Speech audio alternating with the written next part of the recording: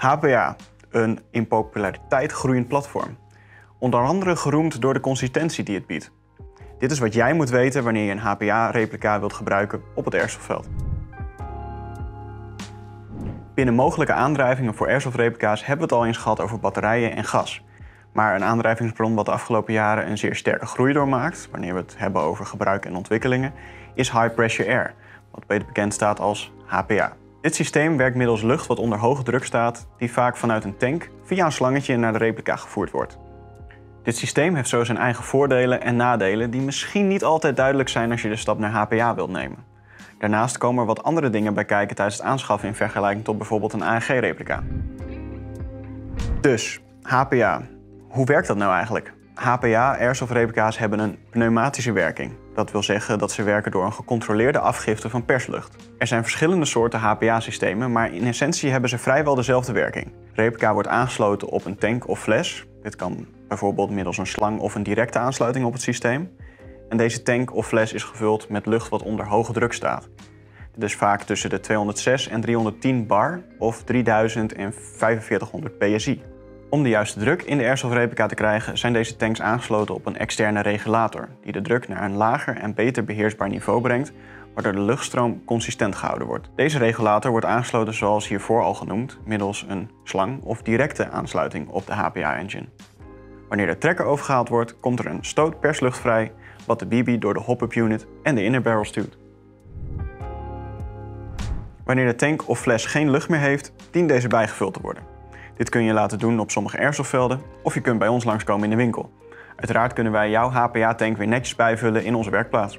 Daarnaast is het ook mogelijk om zelf een HPA-tank bij te vullen middels een PCP of HPA-handpomp, HPA-compressor of een vulfles. Een groot voordeel van het schieten met HPA binnen airsoft is dat je een aanpasbare FPS of joule hebt. Je kunt namelijk middels de regulator die op de HPA-tank of fles zit zelf reguleren hoeveel lucht er per schot toegelaten wordt in het systeem. Zo kun je jouw replica perfect aanpassen op het veld waar je speelt, waarbij de replica in een handomdraai geschikt is voor zowel CQB als de grotere outdoorvelden. Daarnaast zorgt de hoge druk in de fles ervoor dat je middels een regulator ook een zeer hoge FPS of joule kunt halen, wat ideaal is voor snipers en DMR's. Natuurlijk zit je nog wel steeds gebonden aan de regelgeving van het land en het veld waar je speelt. Bij sommige replica's kan het zo zijn dat je wat extra dingen moet veranderen om hem ook echt goed te kunnen gebruiken wanneer je de regulatordruk aanpast. Zoals bijvoorbeeld het instellen van de Fire Control Unit, ook wel FCU genoemd.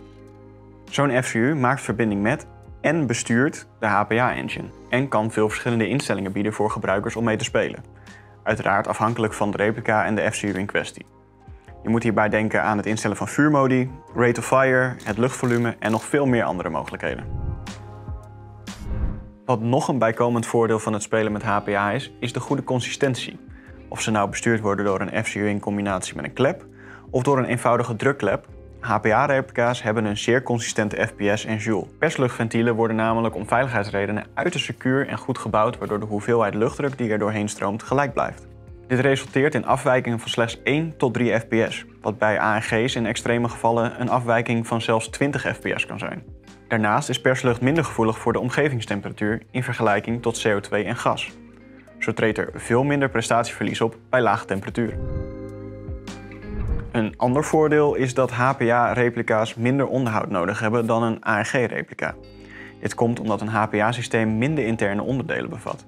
De meeste HPA-engines zijn gebouwd met vrij hoge toleranties en zijn mechanisch gezien relatief eenvoudig, terwijl regulatoren over het algemeen volgens specifieke normen zijn gebouwd en over het algemeen enkele jaren meegaan als ze op de juiste manier gebruikt worden. Vergelijk dit met bijvoorbeeld de ingewikkelde en vaak twijfelachtig gebouwde systemen met tandwielen en andere onderdelen in een ANG-gearbox, of zelfs een systeem van kleine nozzels en kleppen van een GBB-replica.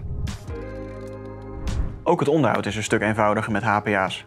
Een goed samengestelde replica vereist voornamelijk dat gebruikers af en toe de O-ringen moeten smeren en vervangen, de HPA-engine schoon moeten maken en dat ze hun HPA-tanks om de paar jaar opnieuw moeten laten checken. Wat betekent dat ze visueel geïnspecteerd moeten worden op eventuele lekkages. Bij flessen met een inhoud van 1 liter of meer moet je dit elke 5 jaar laten doen.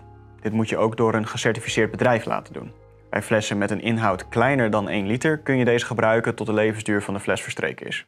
Deze levensduur kun je zelf uitrekenen door naar de fabricatiedatum te kijken, welke vaak op de zijkant van de fles te vinden is, en hier 5 jaar bij op te tellen. Wanneer een fles niet gekeurd, afgekeurd of zijn levensduur voorbij is, raden wij met klem aan om deze te vervangen. Het is namelijk niet alleen gevaarlijk voor jou, maar ook voor medespelers en bijvoorbeeld onze technici in de werkplaats. Wij zullen daarom ook nooit flessen gaan bijvullen die niet aan deze hiervoor genoemde eisen voldoen. Hoewel AEG's enigszins stil kunnen zijn, kan het geluid van de piston, keers, cilinders en zoemende motoren redelijk hoorbaar zijn wanneer je deze op het airsoftveld tegenkomt. Gasreplica's hebben vaak de voorkeur vanwege de iets wat luidere en merkbare geluiden die ze maken en de realistische actie die ze produceren. Maar dankzij de meer constante luchtdruk en weinig bewegende delen zijn HPA-replica's meestal erg stil, waarbij hun geluid voornamelijk wordt beperkt tot een stille luchtstoot wanneer ze worden afgevuurd. Iets wat zelfs nog verder kan worden gedempt met een suppressor. Hierdoor kunnen HPA-gebruikers echt ongemerkt rondsluipen op het airsoftveld, waardoor ze een geweldige optie zijn om tegenstanders in een hinderlaag te lokken of om te snipen. Ook is de trekkergevoeligheid een groot voordeel van HPA-replica's. Trigger response op HPA's is meestal erg snel, deels vanwege de meer vereenvoudigde internals en de constante luchtstroom. En met geavanceerde fire control units en speed triggers kunnen ze eenvoudig worden ingesteld met een hair trigger, waardoor de gevoeligheid nog meer vergroot wordt.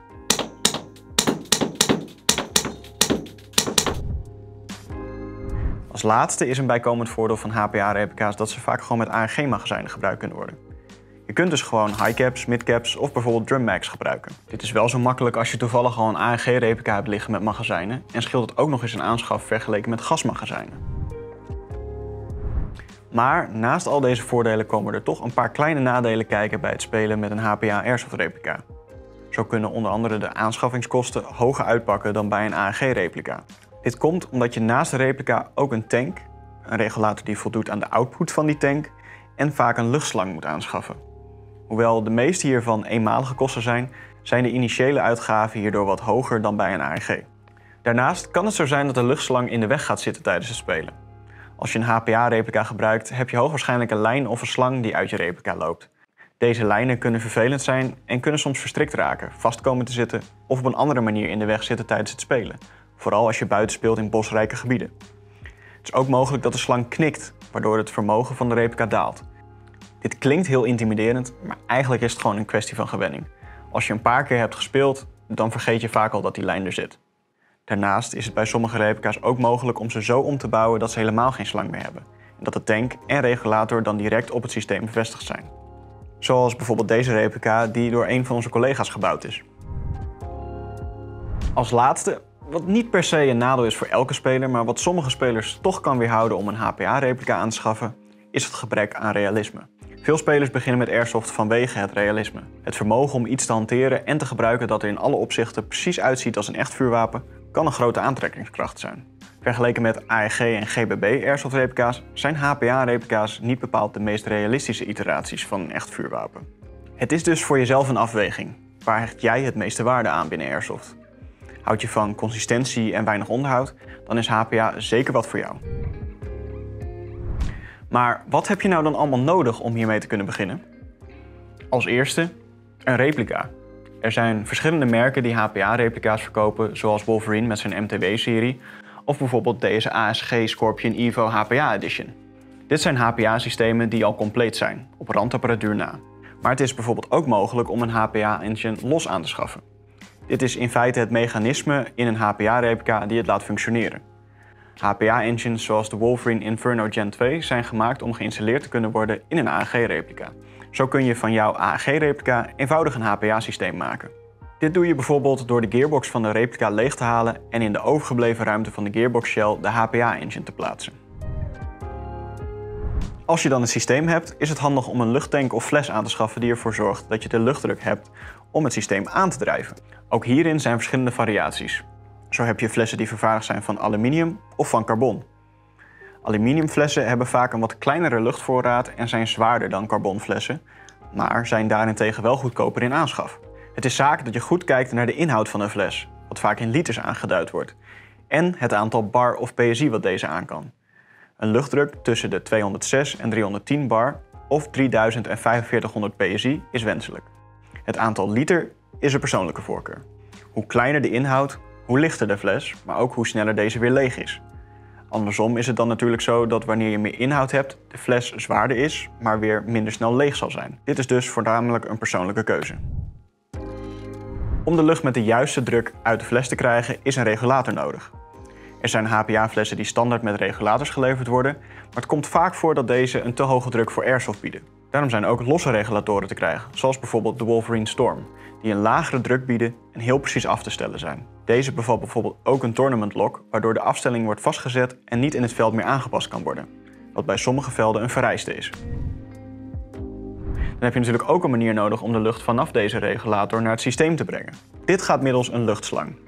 Deze zijn verkrijgbaar in verschillende lengtes en diameters en zijn over het algemeen geschikt voor een bepaalde hoeveelheid druk. Wat de lengte betreft is het belangrijk om een goede balans te vinden tussen lang genoeg zijn om een HPA-replica comfortabel te hanteren en te verplaatsen, en kort genoeg zijn zodat de lijn niet blijft haken of verstrikt raakt.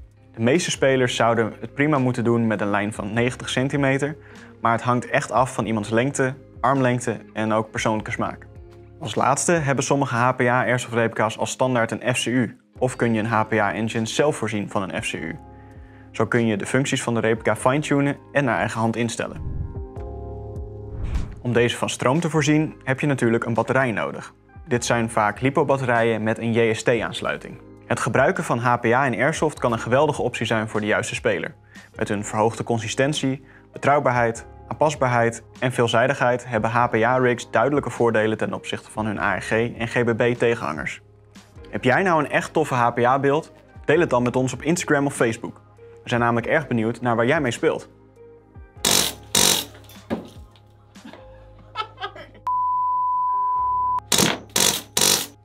Mocht je nog vragen hebben die we niet in deze video behandeld hebben, laat het ons dan even weten in de comments. En vergeet je ook niet te abonneren, zodat je onze toekomstige video's als eerste ziet.